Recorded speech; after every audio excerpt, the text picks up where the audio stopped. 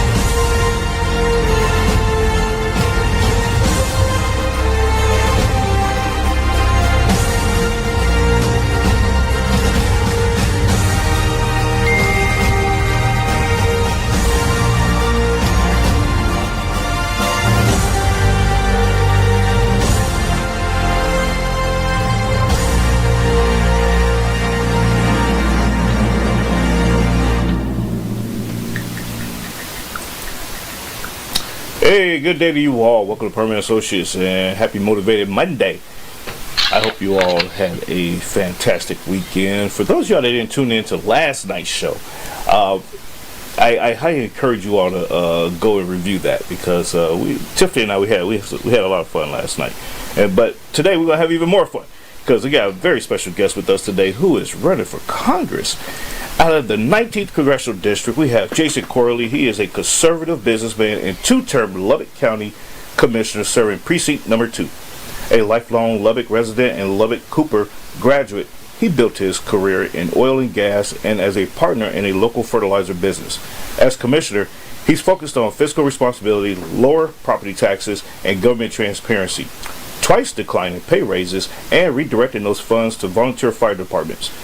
These efforts on the Lubbock County Commissioner's Court came to a dramatic head when the Lubbock County judge tried unlawfully and for pure political gain to remove Jason from his seat. Jason fought back the effort in court and won, preserving his seat and the voice of 75,000 Lubbock County residents. Now he's running for Congress to bring the same strength and accountability to Washington. For more information, you can go to Jason Corley for Texas, all spelled out, .com. Ladies and gentlemen, introduce some and present to others, Mr. Jason Corley. Good morning, sir. Welcome. Welcome to the program. Morning. Thanks for having me on. Absolutely. Jason, tell us what happened with that, because I actually heard about this story. I actually heard about your story a few months back when it kind of like, I guess it just started, or maybe it was just like, finally like adjudicated and it just came, the whole thing came out. I was like, that's crazy. What the hell? so yeah, exactly. So so everybody's kind of shocked because this just doesn't happen. It's not what you do. It's not how you do this. So I had the county judge send a staffer to my office and said, "Hey, the judge needs to talk to you about a loan for a volunteer fire department in your precinct." Okay, this is an issue, something I knew about, something we've been looking at. So it's right before Commissioner's Court also. So I got up, walked to his office, and he's got 2 deputies waiting on me, and the IT director for some strange reason. I still don't know the answer to that one. But anyways, it slides me a piece of paper that has the definition of a candidate written on it. And I was like, okay, so what? And he said, well, you violated the resign to run rule by becoming a candidate. When you announced your exploratory committee. I was like, no, that's not how that works. And do you want to discuss this or not? He's like, no, there's no time for discussion. This has already been done. So, these officers are going to escort you to your office so you can clean out everything you have in there, and then you have to vacate the premises. Well, okay. So they walked me back to my office, and while I'm packing like the rents do, the county judge went upstairs and swore in a gentleman named Mark Muir as the new commissioner for Precinct 2. So everybody said, well, why would he do that? And I was like, well, he needed to do that because if he hadn't have done that, and if I wasn't detained by those officers, I would have been over at the district clerk's office filing for a temporary restraining order against him, which would have kept me in my seat. But since I was detained and not able to do that, he swore in Mark Muir as the new county commissioner for Precinct 2.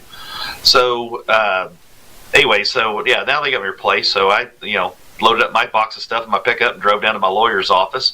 And, we contacted Eric Opiella, who's a very good election attorney out of Austin. So I know. I'd already talked to. Oh, good. Okay, yeah, Eric. You ought to get Eric on the show. He'd be a good one. This will be a good story of what not to do as a county judge. But anyway, so got Eric on the phone, and Eric just laughed. He's like, "This guy's out of his mind." Okay, so Ben Garcia is my attorney here in Lubbock. If you need a good attorney, go see Ben. He's not afraid to take on anything. I really appreciate that, because this is an oddball when we're looking back through case law, and there's only a couple times in history where this happened. So so took a look at that, got a draft together, and got it submitted by about 6:00 that afternoon.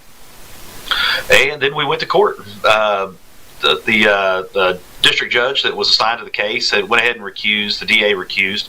So we had Judge Purtle, who's I believe a retired appellate court judge, or criminal court of appeals, I forget which. Anyway, so they assigned Judge Purtle, and then we had Scott Brumley was the DA that was assigned out of Potter County. So we went ahead and filed. We had to file what's called a quo warranto, and that's not something you hear very often. But the main thing about it is that you got a plaintiff and a defendant, which was myself, the plaintiff. Mark Muir is the defendant, and then you had the state weighing in, represented by the DA's office. So that was Scott Brumley out of Potter County that came down to do that. So, there you go. Went to trial. Mark Muir's attorney said that we didn't have standing to file quo warranto. We did have standing. The judge went ahead and ruled that way, that we did. She then filed an appeal right quick, so that was going to put a stop to our case. Judge Purtle said, well, since the state is here and they've already filed their case, I guess we'll just move forwards with that. So we moved forwards with the state's case, which for me was a little concerning, because now it was the state against Mark Muir and not me. So now I was just a witness at this point. Yeah. So you paid your attorney. He's worked hard, put together his case. Y'all showed up for it, and he doesn't get to say a word. So so that was like, oh Lord, where are we going now? But Judge Purtle looked at the facts and ruled in my favor. But the law is very clear on this. It's real simple. It's an announcement has to be two things. It has to be public and it has to be definite. So if you announce an exploratory committee, that's not definite. Right. If you send somebody a text message saying, "Hey, I'm going to run for this," that's not public. So those are the two things. And why the county judge didn't bother to read that part of the law, I have no idea. And he's an attorney, so you would think that that he would do his homework on that, but that was not the case. That is interesting. So you subsequently did not have to resign, but now you have officially resigned, since you are now a public candidate. Is that correct? Oh no, I've not resigned. I'm still a county commissioner for precinct 2. So my term actually ends at the end of 26. So at the end of the year, gotcha. That's if I were to win for Congress after the election in November, then I would switch seats, basically. Yeah, we have that. We have a few conundrums like that down here in I'm in Austin, by the way. So we have a few people like that in a situation where they file to run for Congress, and it's like, you're a candidate, you got to resign from your this job or this position, and it's like, pump your brakes. Just because you're a candidate does not preclude you from still holding your current position and this, that, and the third until. Because what if you lose? Now you're out exactly. So and a lot of people, they get that confused, they get that twisted. They like, well, it's not right that they're holding two positions. It's technically they're not holding two positions. So what are you talking about? Well, you're holding one and running for another. So exactly. Which it's crazy, but people do that to try to get you to leave a position. And feel it, just like in this case, in your situation, you had somebody waiting in the throes of the closet of the building. Oh yeah, to swear me in. All right, he's downstairs. Let's go. Come on. Yeah. Well, we got him tied up and busy in the back. Yeah, we're gonna sneak this in. That's crazy. I wish I was a fly on the wall to see that. That had to be nuts. So, Jason, tell us about the district that you're running for Congress. Tell us about that, the area and what you're expecting out of that. So District 19 is huge, and well, if you come up here in the Panhandle, you see how big the counties get, and also sparse population. So there's 26 counties in the district, so it makes it's a lot of traveling. So a lot of traveling around. So your two main cities are going to be Lubbock and Abilene. So and then you've also got Big Spring down the road. You got Andrews down the road as well too. So very diverse. So if you get out around Abilene, you got a lot of ranching. You come up here on the Panhandle, cotton is king, and then you go out towards Big Spring, out to Abilene, or excuse me, Big Spring. I'm sorry, out to Andrews County and City of Andrews. That's one of the largest oil producing counties in the entire country. So you got oil and gas, you've got ranching, and you've got farming. That's the kind of the big makeup. Major universities, you got Texas Tech, you got Abilene Christian as well. Okay, yeah, I forgot about Abilene Christian. Yeah, I was looking at the area there. I'm a little familiar with Lubbock. It's been some years since I've been up that way, but when I saw the cotton fields, I said, I would make a joke about this. Yes, sir. And you know it's coming, Jason. I'm waiting on it.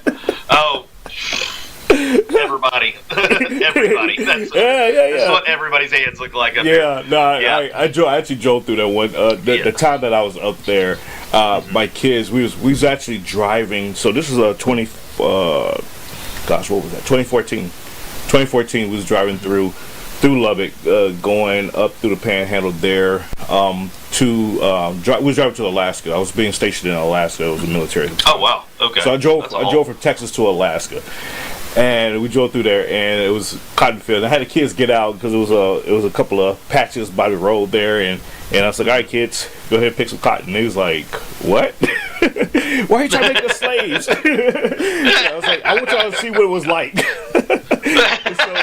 So they were like, okay. So they actually had fun. They actually had some fun doing that. But in the fields, there was a mixed group of people out there picking cotton. So ladies and gentlemen, don't think that in 2020, in the year 2000s, I would say that there's only black people still picking cotton. No, it's not true. Well, now it's about a $750,000 picker. So you need to see a cotton baler sometime. It's something else. Yeah. That's a good deal. 26 counties, though. Jesus Christ. And I get it, even though sparse population, so it doesn't quite give you a population makeup of exactly, a representation of like 1 million people type of thing. And for the audience there, because you got like Congressional District 37 here in Austin. It's just Austin, type of thing. Yeah. With a little bit of outskirts of some suburban areas. And then you have, say, District, I want to say it's 18, Houston, which is a couple of city blocks. So, exactly. Yeah, so people, and you got 19. So so people look at the map, look at the congressional map, and they see how these districts are cut, and they're like, man, this is some gerrymandering, but not technically. They have to cut it in a way to capture population of people for representation. So we totally get that. But you going from county commissioner to Congress versus I think I've seen normal pathways of county commissioner to the judge. Then they may run for Texas House rep, or maybe even Texas senator. Why Congress? What's the inspiration there? Talk to us about that. Well, the swamp's a swamp. It doesn't really matter whether you go to Washington D.C., Austin, Texas, or Lubbock County. It doesn't matter. It's all the same thing. Yeah. And for the most part, when we talk about the swamp, you've just got government. The problem with government is your incentives are not tied directly to your outcomes.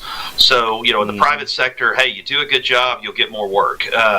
Where in government, if you don't do that great a job, the taxes still keep coming in. So what you have to watch out for, sometimes you get some bureaucrats, they get really comfortable, they like to do things a certain way that just makes it easy for them and not necessarily best for everyone else. It's kind of like, I never understood why government offices close at 5 o'clock, but the average person that would use that office You get off at 5 o'clock. Okay. Well, wait a minute. So now I got to take a day off of work to go deal with to go get a government service that I needed, or just to do business with them, whether that's paying taxes, whether you got to go talk to the comptroller's office, whether you got to go talk to the IRS. They're only open till 5. It doesn't make any sense. Everybody's at work. Why can't we can't stagger that a little bit? Makes sense. Come in at 6, come in at 9. Get off at 6. I mean, something like that, just to give people a chance to get in without having to miss work. But when you start applying that logic across all of your policies, you start seeing stuff like, wait a minute, this is making it real easy for government, and it's not making it very easy for anybody else. Yeah. Well, who serves who here? Exactly. That's the question we all need to be asking. I don't care if you're looking at your tax code, property code, whatever it is. You see that all the way through it. And I think it's by design. It's intentional, and I totally agree with you. It totally makes sense. You got your average constituent that has a 9 to 5er, and they want to get something done down at their seat of government office, whatever that may be, and they got the same hours, and it's like, do I take off of this, or should y'all extend hours? If I call and make an appointment, say, hey, I'm not gonna be able to get there until 6 o'clock because you work for me anyway. So, well, yeah, exactly. Well, another problem, there's no incentive either for government to innovate, because I was county commissioner during COVID, and everybody was like, oh, look, we can have our meetings online. Isn't this great? And I was like, I was talking to friends in Iraq in 2003 through Skype. I mean, it's not. This isn't something new. The rest of the world. My background's in the oil field. I mean, I remember having a conference call with somebody in Sydney, Australia, Oklahoma City, and Midland, Texas, and I'm out in the middle of nowhere on a drilling rig, and that's that innovation's been there for a long time. For the private sector, we innovate or die. Government doesn't do that. The government's kind of got the monopoly on government, so they don't really have to get very creative. So you need people that are willing to run for these offices, that are going to get in there and say, okay, well, what makes sense? How can we embrace more of the the private sector and try to innovate as much as possible? We're talking about, if you don't want to keep the office open until 5, fine, get all your services online, where you can get online, pay a ticket, fill out a marriage certificate, file taxes, whatever. As long as I can do it online. And the program actually works. That's what always frustrated me. I was like, every time I tried to use a government website, I'm like, okay, while we got Elon, let's get him on that, because he's the guy who invented PayPal. I mean, come on, he can solve this. Right, exactly. But, that's the things that I look at. No, and I actually agree with you there. Efficiency is important, especially in an age of technology, and now we can say we're in the age of AI. So. That has become, I guess you could say, at the forefront of the American mind. Is how are we going to navigate, this world? The rest of the world, the rest of the countries, they're kind of like just going about like, whatever, nothing new to us. Yeah. But we're the ones that's like, oh my God, this is crazy. What's going on here? And I'm like, guys, we've been dealing with this forever and a day. And one of your positions, nothing's changed. Nothing's changed, exactly. And one of your positions on your platform, you talk about a little bit of this. You talk about defending West Texas and the energy and jobs. So, talk to us more. Give us an idea as to what you're defending with the jobs and the energy sector there. Well, okay. Oh, God. Okay, so if you ever had to work in oil and gas in New Mexico and you got over on some BLM land, I mean, oh, man, you just want to see ridiculous rules. I remember being on a drilling rig out there, and you got a BOP, it's your blowout preventer. It says, these things are actuated hydraulically. And they had a rule that said all BOPs must have must have a manual lockout, or manual devices to be able to lock them. What it was is a giant wheel that was on the BOP for you to go over there and turn it to shut the well in. Okay, this BOP is gigantic. There's no way you could even turn this thing to save your life, but the rules say you had to have it. So that right there, everybody out there is like, this is stupid. This is just dumb. Only government could invent something like this. And, it made sense 75 years ago, when the blow-up preventer was a very small piece of equipment that you could actually do that with. But anyways, so, I mean, you just see silly stuff like that because you've got policymakers in place that are making policy about something they have no understanding of whatsoever. We saw this with the BP spill, the Macondo incident, offshore. I had a lot of friends that wound up working that they said, man, that was the best response we ever got from the EPA, because they rolled in, looked at it, and goes, yeah, look, we don't really know what we're doing here. And then all the oil and gas guys are like, well, you could do it like this, you could do it like that. And they're like, well, why don't you go ahead and do that? And then finally oil and gas like, you want us to just run the show and give you credit? And they're like, that would be great. They're awesome, no problem. Y'all just step off the side. We're going to take care of this. And, to BP's credit, they just went out and hired everybody that had a boat. And, he got them out there dropping off those little oil absorbers everywhere they could go. And it worked out pretty well, as far as the response was concerned. Yeah. But you had the industry taking care of the industry's problem. And we need to see more of that. No, I agree, and that's the problem that I personally have about FEMA. It's like, oh God, you got these yahoos that don't get me wrong. I got friends that work at FEMA. Coming through the military, you retire or you get out of the military and you end up going to work at FEMA, just naturally. Yeah. I guess you could say they mean transition. Well. Yeah, it's a natural transition pattern for military guys, especially in our field in hazmat, CBRN and stuff. So that's kind of like a natural glide path. But they tend to forget once they get into that bureaucracy. They tend to forget common sense. It's like, guys, that's not how you do this. And they'll be like, well, according to our manual, it's like, according to your what? Yeah. To your manual that was written when? By who? Someone who never dealt with this before? Exactly. So well, okay. Yeah, it's crazy. Well, in the Army, how often do y'all review your SOPs? Get redrafted? Next to never. Next to never. Okay, gotcha. So everybody just had that part of the SOP you followed, the part you didn't. That makes sense. So, with the SOPs, so there was times where I actually ended up in a unit where they wanted to review SOPs to make sure it still made sense, and we would go through all the the minutia of it, and it's like, okay, yeah, this is dumb. Who wrote this? And we're not doing it this way anymore. And so we would change, those things that was necessary. But all in all, when it comes to putting boots to action, and you're out in the middle of a thicket somewhere, you're not looking for that manual. You have to go with gut instinct. Right. You have to go with common sense and just make it happen. And for FEMA to come in just like was it Hurricane Sandy out there in South Carolina. They was out there. They had no idea what was going on because they never been there, and so they had to leave it to the locals. No knowledge of the land, right? Yeah, so they had to leave it to the locals to figure it out, and it was just like, just give us the resources and go away. That's why FEMA. FEMA just needs to be a checkbook. I mean, that's really all it's supposed to be. It needs to be. It's just show up with the checkbook and roll into your local fire department and say, what do you need? Okay. Well, look at all the flooding we had in Kerrville. Donald Trump picked up the phone, called the governor. It was like, what do you need? He's like, I need Blackhawks to look for survivors. 45 minutes later, they got Blackhawks in the air that are circling around from Fort Hood, just looking for those guys, looking for survivors. So that's exactly what was supposed to happen, and that's a great FEMA response. Now I can remember FEMA rolling into Katrina, and had a lot of friends that were working insurance claims back then, and man, it was an absolute mess.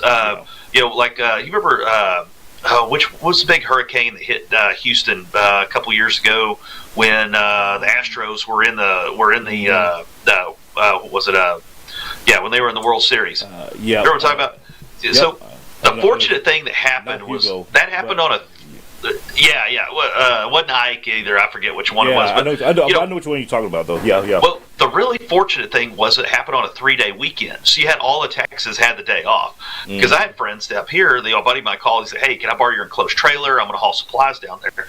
And the biggest problem was about half of us got to Abilene, and the gas station's like, hey, we're out of fuel. We're like, what do you mean you're out of fuel? They'll send it all to Houston? And they're like, no, everybody's driving to Houston to help Houston, and we ran out of fuel. And we're like, oh. So about half the people trying to get down there wound up having to turn around and come back just because they couldn't get gas on the way down there. But, but you had that many people trying to get in there to help. So If we could adjust FEMA to go to more of a regional coordinator system, would make a whole lot more sense. Counties in Texas, we got to do emergency management as well too. One of the main things in emergency management is just tracking your assets, just knowing who's got what. I found that out the hard way when I first got in office. We had a fire in my hometown, and they were pumping so much water, they were pulling more than what the fire hydrants could provide. So wound up calling an oil field service company up, and it's like, hey, can you guys bring us a truckload of water? They're like, well, yeah, we can do that. Okay. So those guys, it was basically, 100 barrels of water at a time, bucket brigade at that point. So we were filling up water trucks and bringing them to the fire trucks. So, just having that knowledge, but we go to look and our list of stuff was incomplete. We didn't have Strom's Oilfield Services listed there. It's like, these guys have got water tanks, right? And they're like, oh yeah. I mean, we had Nutrient Ag bringing us water. So that stuff's really critical. So we could redo a lot of stuff in FEMA to get FEMA to get out of FEMA's way. Yeah. Definitely something needs to be taken a look at. Yeah, no doubt. So how is the energy sector in West Texas looking right now in terms of producing enough electricity, producing enough oil, even to maintain a sustainable grid for West Texas? How is that looking? Is it lacking? Is it just on par? Is it super sufficient? Talk to us about that, because I know President Trump is, his one of his biggest things is, unleashing American energy and everything else. But it's like, okay, there are still some sectors of the United States that are still sucking. So when we get there, well, okay. So oil and gas, they're, Andrews County's in the district as well. Depends which month it is, but that was the largest oil producing county in the entire country at one time, and not that long ago. So tons of oil and gas here. So where are you sending it? Do you have the pipeline infrastructure to do that? West Texas, plenty of pipeline infrastructure. We're looking good on that front.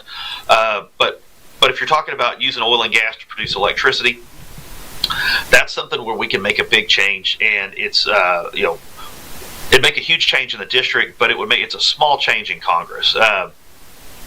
You see the wind turbines everywhere. We got wind turbines all around Abilene. They're running into a problem there where they call it trapped power. So they're producing more electricity than what they can send down the wire, or it doesn't make sense to send it down to San Antonio or Houston, where people are saying, hey, I want to buy specifically green energy, that are wanting to do that. Okay, so it doesn't make a whole lot of sense to do that, and you can't do it profitably. So what's happening? We're building. There's data centers. There's 5 data centers going in within 5 miles of Abilene, and they're thinking, well, we're going to use that trapped power. Okay, well that's great until the wind stops blowing. Then what? So you've seen a windmill, like what you pump water with, right? It's got all those little vanes on it. It's huge. Okay, big circle full of vanes. Looks like an actual turbine. And then you see the big wind turbines, and they've got 3 blades on them. Well, if you want to pump water, you need all those blades. If you want to catch subsidies, you need 3 blades. That's how those work. The wind turbines, there's $1 million subsidy. So guess how much a wind turbine costs? $1 million. Imagine that. No surprise there. Okay, so this was a farce. It always was. It's just been a way to make money. And the thing about it, a lot of that money didn't go to American companies. Mitsubishi was one of the largest builders of those wind turbines. So we sent that money to Japan. So China and Japan. Yeah. Oh yeah, China as well too. Yeah. Yeah. And when crazy. So how do we change that? How do we fix that? When you drive through West Texas, you always see flares, flare gas. This is where you've got natural gas that's coming through the line with the oil, and there's not enough to justify building a pipeline to pipe it out somewhere, or the price of natural gas isn't high enough that it's worth doing that for. So what do? You flare it off. You're just burning it. Perfectly fine. Nobody has any problem with this. And, but it's had people in the oil field for years always kind of scratching their heads going, why are we just burning that off? So I got an idea for you. How about this? Why don't we put out $1 million subsidy you take a skid, you put a gas generator on it, you tie it into that flare line, and then you tie it into the grid. Why not? that thing will produce electricity around the clock. It doesn't matter if the wind is blowing. It doesn't matter if the sun is shining. And you will have constant electricity producing. Because I can remember working on the Mabee Ranch north of Midland. We had a flare line. I was there for 3 years. I never saw that thing turn off one time. Jason, you just gave a solution to put Austin Energy out of business. We'll send them some electricity. No problem. Don't say that anymore, because Austin Energy is going to come after you, and now you're going to be out of office as commissioner, out of office as congressman. Hey, y'all got the Eagle Ford Shale right down the road from you there. Man, you got that Austin chalk gas, man. We'll get them set up. Right over there. Yeah, exactly. No problem. They can apply for the subsidy too.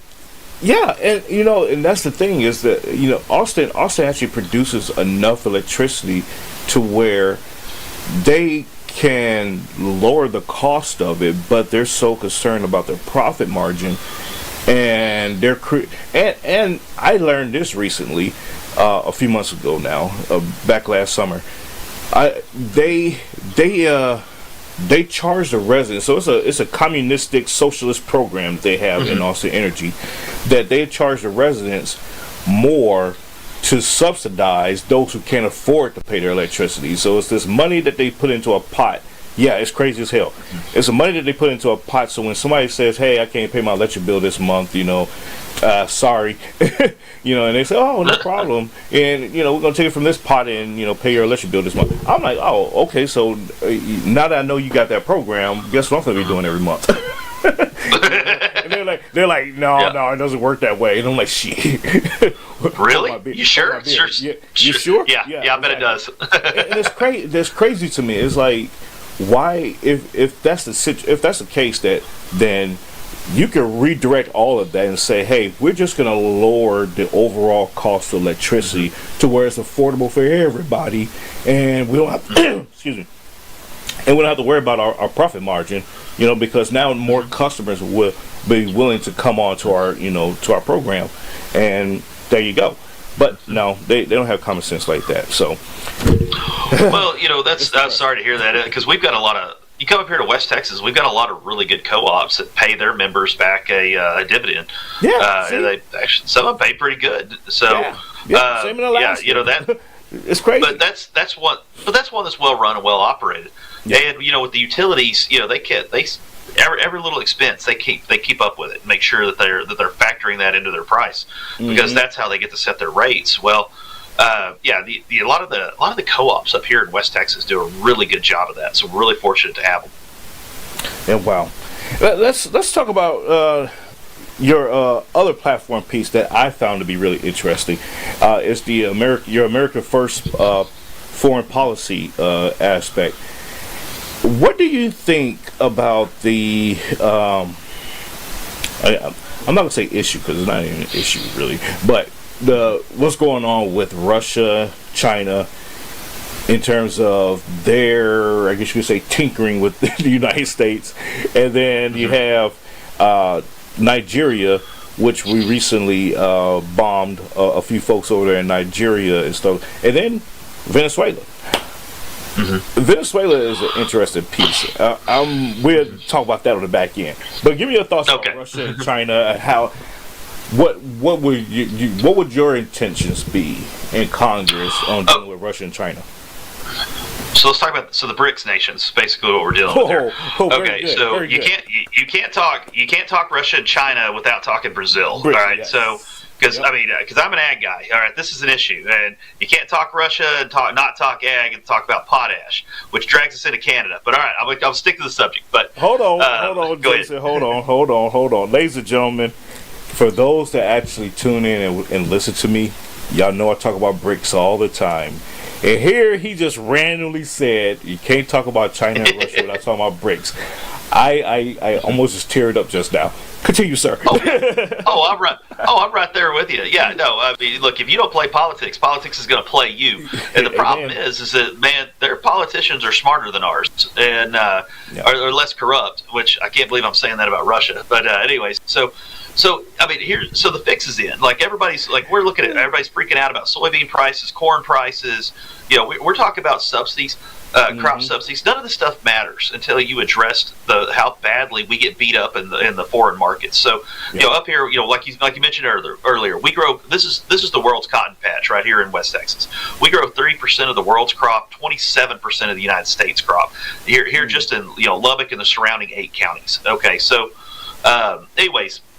So what China's been doing all this time, back 10 years ago, China was subsidizing their cotton farmers to the tune of about $2 and it was like 59 cents. Okay, you could make more money farming cotton in China than you could in West Texas.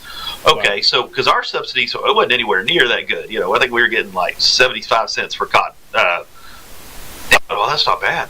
Well, why is the price so low? Well, it's real simple. The EPA screwed us out of all of our dyeing plants, all of our spinning mills, all of our textile factories. So what they all moved over to China. They didn't move to China because the labor was cheap. Like, oh well, they got cheap labor, slave labor. We just can't compete with that. No, no, that's not why they left.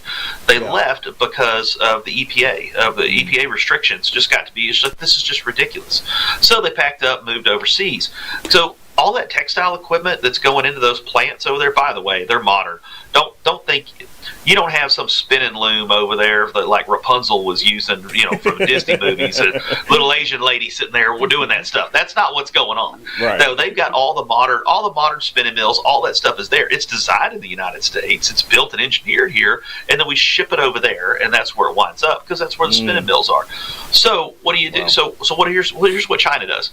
So when the farmer goes to sell his cotton, it's the American farmer competing against the nation of China, the whole thing. All right, so so you got price makers and you got price takers. So guess what? China goes in there and they say, guess what? We make the price, cotton farmer. Here's the price you're going to take, and we're stuck, and we don't have any choice. So what needs to be happening? Federal government needs to be coming in and saying, guess what? All right, American cotton farmer, we're going to buy all that cotton from you. And then we're going to go over and we're going to negotiate with China and say, okay, we know your warehouses are empty. We know you had a shortage. India had flooding, or Brazil had flooding last year. India had droughts. We know you don't have a bunch of cotton. You want to make them blue jeans or not? And then the federal government makes a big bulk. Now you've got bulk bargaining power. That's what we need to be doing. So that's what needs to be happening. That's where our federal government can go in there and make a difference. We can do that with soybeans. We can do that with we can do that with cotton. We can do that with corn, and we should be. The other problem too with that as well is Brazil. I got to hand it to them. They're smarter than us. When John Deere went down to Brazil, they're like, "Hey, we want to sell you a cotton stripper." Brazil said, "Oh, okay," and they're like, "Yeah, we want to import it." They're like, "Where are you going to build it?" "Well, in America." And they're like, "No, not having it." Tell you what. We'll give you land. We'll give you a building. Y'all just move on down here, and you build it right here. Yep. And they went, okay, great. They're, not a problem. So any piece of equipment you can buy in America from John Deere, you can buy in Brazil. And the nice thing about the Brazilian model is it doesn't have a DEF system. It doesn't have all the smog junk on it. None of that mess. So they got a better tractor than we do, just cheaper. Because we don't have all the EPA restrictions. And it's much cheaper. Oh, all the seed companies. So here's the thing: you're going to see people talk about, oh well, I support farmers. Well, do you support farmers or do you support agribusiness? It's two different things. Because right now nobody's looking out for the farmer, but we're sure looking out for agribusiness. I mentioned potash earlier. We can buy potash out of Morocco, and they can ship it here cheaper than we can get it from the United States or Canada. But, we're trying to protect an American company, so we put a stop to that. We don't let Morocco ship in cheap potash. Well, that doesn't help our farmer any. Remember, your farmer has to sell. I mean, he sells wholesale, he buys retail, and that's always been the problem in farming. He's the little guy. So exactly. But we're not going to help him out and let him get a decent price on his potash. We don't help him out on his nitrogen. The big the fertilizer companies, what they do is they say, oh, well, look, natural gas is cheap in the United States, but it's expensive in Europe, so we're going to charge the global price here. Well, wait a minute. So they're making a profit in Europe. They're making a killing in the United States. But who's paying for that? The farmer. It's interesting. It's an interesting dynamic. the ag business, and compared to the relationship with the farmers that have to deal with that. Talking to a lot of farmers, I have the southern half of Texas, so I got from basically on the other side of Hayes, you start getting to Guadalupe County, the countryside there, and going down to Starr County, Webb County, and Zapata County, Wilson, Carnes, all those guys down there. And I lived in Carnes for a little while. Oh yeah, okay, yes. Oh well, yeah, worked out that direction, but and then got all the way down to Cameron County, lived down around down in Brownsville for a little bit. But, Brownsville, yep. Yeah, and so talking to those guys, when I'm traveling in my district, my end of the district there, and talking to them about all this stuff, it's just like, man, it's crazy, especially when they're shipping in stuff from Mexico. It's like they're like, it's crazy that we got to bring in cattle from Mexico when we got cattle right here. And then the screwworm epidemic that was going on over the summer, that screwed up everything. And so a lot of farms had to reduce operations or shut down completely until things blew over, because it was like, it's going to cost me more money to try and maintain operations by shipping in all this other stuff versus what I already have here. We can't use what we have here right now, or if we do use it, we're going to deplete it before the fall hits. And so it was a lot of mind breaking going on. It was like, shit. So it's interesting, and my hat's off to those folks, especially the farmers who have to deal with the soybean issue with China and the tariffs right now, even. And although a lot of them said the tariffs have not affected them to the capacity which they thought it would. So given that dynamic, I think the tariffs will actually make things better, in the long run. Since it didn't have a negative impact in the outset, it should actually make things better for them in the long run. Venezuela, your thoughts? Man, let me tell you a story. So one time I hired a guy to wash my wife's car, and he had a little mobile wash set up, and he was like, my wife's got a Silver Explorer. My neighbor has a Silver Explorer. So the guy shows up, and he washes a Silver Explorer. I come home. The neighbor's car is washed. It looks great. And the wife's car did not get washed. He got the wrong car. All right. That's kind of how a lot of us that back Donald Trump feel right now about him going in and taking out Maduro. I mean, don't get me wrong. He needed to go, and he did a good job. But there's a lot of people in the United States he could have cleaned house on too. Tim Walz. We're seeing what's going on up there. Don't tell me the governor of the state of Minnesota didn't know that those Somalis were just cleaning out that program. He knew. They knew. They knew. They knew. They could do a head count. They knew how many kids there are versus how many. We had that going on. What about Nancy Pelosi? How much money has this lady made off insider trading? Oh, I'm sorry, I forget. That's legal. Okay. The Epstein list. I'm still waiting on the Epstein list. I want to know: is my country run by a bunch of pedophiles? And I've got a really sneaking suspicion it is. So, I want to see people go to jail for that one. That's where I'm sitting here. I'm like, okay, Maduro. Yeah, he needed to go, but. Okay. All right. There we go. There's my gripe. Thanks for letting me get my rant out. So what's really going on in Venezuela? Okay. Well, they're down there just living their happy little miserable communist life, but they're double dealing with the Russians, with the Chinese, with the who else? With the South Korea, North Koreans, whoever. Anyway, so. What was it? The Axis of Evil. There we go. Those guys always get together. We got to come up with some little name for them. But all right, exactly. So what's really going on? Okay, so Venezuela. That they have more. There's more oil there in Venezuela than there is in Saudi Arabia, and everybody forgets that. Okay, jump back to the 1980s. That was the most prosperous nation in South America, and they partnered up with a lot of American and British companies down there. So you had BP Oil down there. You had Exxon, Chevron, Texaco back in the day. Anyway, so down there helping them produce all that oil. Aruba. Have you ever been to Aruba? I have not. Nope. You ain't missing much. Anyways, it's a 14-mile island. It's a desert island. If you go on the backside of it, there's nothing but cactuses and rocks and donkeys wandering around for some strange reason. Anyways, but the south end of it, this is how much of an oil nerd I am. The world's largest refinery is down there, and it's in Aruba. The only reason it exists is because that's where they processed all the oil coming out of Venezuela. They had what they called the flat bottom Navy. So they had these little flat bottom tankers that would go up the river to get oil. Then they take it out there to Aruba, and then they go ahead and refine it, and then they can load it on the big tankers out there in deep water. Anyways, if you ever go to Aruba, neat for me. You see all these drilling rigs parked out there, and because they need a deep water port where they can get in and do repairs and maintenance on them. But anyways, and they offer some cheap prices. That's how they get them there in the first place. But anyway, so that's what's going on. It's an oil country. Okay. Well, then next door, just to the east of them, you've got is it Guyana? I think it's Guyana. Guyana or Ghana. I always mix them up. Anyways, Guyana. Guyana. Okay. Yep. So Guyana's got this river that runs right down the middle of it, okay? And then you got now on the west side of that river that butts up to Venezuela, they found all this oil. Well, Guyana was pretty smart. Well, they pick up the phone real quick and they call up Exxon, Chevron, BP. They're like, "Hey, y'all need to get down here and help us produce this natural resource that we've discovered." So they're like, "Yeah, no problem. Happy to help." Why do they want the American companies rolling there and the British?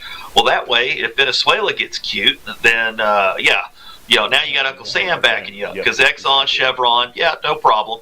We're going to call Halliburton. Halliburton's going to call in Blackwater, and you guys are just going to disappear one day. So that line off the landman ain't real far off. Get a little KBR in there too. Don't worry. Everybody will get you. Well, I used to work with those guys in Iraq. Okay. KBR, KBR, Halliburton, the Iraqi Survey Group. There was a special bunch there, and it's interesting. Yeah. You talk about the landscape of the oil industry globally from a global perspective. A lot of people don't know that Venezuela, this was a power move by the United States, and the preface was to remove Nicolas Maduro behind his narco-terrorism. Got it. That's a precursor. He was a precursor. But the true I guess you would say reason was to get access to that oil. And that's $17 trillion of natural resources just sitting on this plot of land, if you will. And it's like, and y'all are just jacking this up right now, and we got the rest of the world like, what the, why are we paying all these prices when got this idiot? And so they was like, Trump, they was like, hey, go ahead and take care of that, bro. And he's like, well, okay, bet it up. So and here we are. I haven't looked at the price of oil today, but it was last week. It was about $57. $57 a barrel. That's low. That's way too low. Oil used to between $60 and $80 is about right. Okay, $80, but then we had all the Biden inflation, so that don't cut it anymore. You really need to be between 70 and 90, and that'll keep your fuel you're probably paying about $2 and a quarter at the pump. So it's not ridiculous, but it's not like, man, here in Lubbock, we're really blessed. We had some low gas prices. I think it got down to $1.79. I remember seeing that in town. I filled up the other day at $1.98. So I need to drive up there and get some gas. Well, Lubbock, we're really blessed. We got it's the Bolton family that keeps the price of gas low here. They always have. They got some gas stations around town. Used to have an oil change deal. They're getting back into that. But anytime anybody would try to lower their prices, Bolton's would lower theirs. And Bolton's like, we don't care. We're going to have the lowest price of gas in town. Yeah. I watched them go up against Walmart and win. They went up against Albertsons Albertsons, the grocery chain, and won. Yeah, they were like, nope, don't care. We're going to have that low price. So Lubbock's really blessed for that. Anyways, but hey, maybe we'll get a Bolton's down there in Austin for you guys also. So that'll help out too. Absolutely. So, but the problem is you bring one down here. Yeah. The city of Austin is going to tax them so much that they're going to have no choice but to keep the prices up with the rest of the gas stations. So it's kind of like, we'll call it a subsidy. Loss. Yeah, it'll be a net loss for them. We'll take that money for the people who can't afford gas. There you go. Just like the power plant, right? Okay. Yeah, Absolutely, that sounds like a government program if I ever heard one. Yeah, Okay, yeah, exactly. but okay. So geopolitically, like right now, we don't need the oil. Is what I'm trying to say. We don't need their oil, but we don't need China getting it either. China doesn't have a lot of oil, so it's got them in kind of a jam. So what is this? Is this just more the American empire conquering another nation? No, this is really putting the squeeze on the bricks. Is what we're doing. Yeah. So now what's going to happen? China can't get their oil from them. They're going to get their oil from Petrobras, which is the Brazilian oil company. That's their big oil company. So they'll start buying from them. So what's going to happen? Yeah. I agree with you there. And that was like I said, it was a power move, and now China has to readjust, and Russia even has to readjust now because they're already in under sanctions and everything else. So it's kind of like, you bastards. Well, here's the problem. We slapped all those sanctions on Russia because of Ukraine, right? Yeah. No, nothing. We increased their gross domestic product. Now, like I was watching this deal, apparently the movies weren't too far off when they show Russian mobsters. They're always wearing tracksuits. Guess that's a real thing. So they were showing this knockoff brand of Adidas that's got the 3 stripes on them. They just go the opposite direction. And there's it really didn't matter. Now we're just getting Russian Adidas. That's what we got. So So I mean, some of these sanctions. I mean, I don't know. Okay. You could sanction a small country and probably, do some damage to their economy. Russia starts in Europe and ends in Asia. Yeah, it's like the eastern tip of Asia. Yeah, I mean, it's kind of like I don't know. It's kind of like putting somebody on house arrest. That I don't know. Put LeBron James on house arrest. Do you think he's going to care? House is 30,000 square feet. Yeah, exactly. What are you going to do? I mean. Yeah, exactly. It's a 2-mile jog around the property. You didn't hurt him one bit. So I agree. Yeah, I agree. It doesn't matter. Yeah. Jason, tell everybody how to share any final thoughts you may have, and how people can follow you and support you, sir. Well, so I'm running for this race because I want to see some changes get done in Washington that actually benefit West Texas. A lot of times we get called flyover country, but we produce your oil, we produce your food, and we produce all of your fiber. So District 19 matters. So what I want to do is go to Washington, D.C. There's some small changes that we can make to ag policy. There's some small changes we can make to our economic policy. And there's some big changes need to happen with our foreign policy. But if we can do those things, it's going to make a tremendous difference here in my district. So that's what I want to do. The other thing, too, is make sure my district offices that they've got an open dialogue with all of the city mayors, all of the county commissioners, all the county judges, all of the school superintendents and the school boards. The state's going to, the federal government's going to spend what they're going to spend, but I want to see as much of that money get spent in my district. That's what a congressman's supposed to be doing. Is one, advocating, for good policy for the nation, but two, if we're going to spend that money, I want to see it spent in my district. So that's what I want to work towards. If you want to get in touch with me, honestly, if you got any questions, I give everybody my cell phone number. I always have. It's 806-577-9778. So anybody's welcome to give me a call. You can also go to Jason Corley for Texas, just all spelled out, JasonCorley4Texas.com.